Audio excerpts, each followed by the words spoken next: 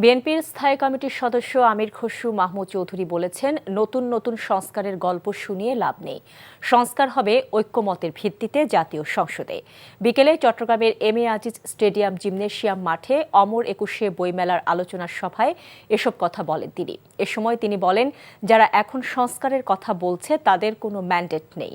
সংস্কারের বিষয়ে কোনো প্রস্তাব থাকলে তা সংসদে উপস্থাপন করে পাশ করা হবে।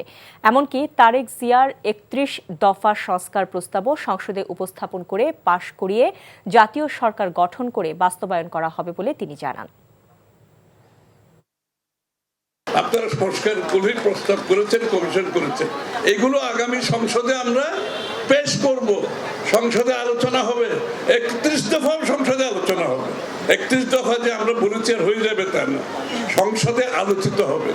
তাদের প্রস্তাব তারা যদি কেউ রিকমেন্ড করতে চায়, অন্য দলের কেউ যদি কিছু আনতে চায়, সেটাও সংসদে প্রস্তাব করুন। কারণ আমরা গণতান্ত্রিক অর্ডার দেশে ফিরিয়ে আনতে চাই।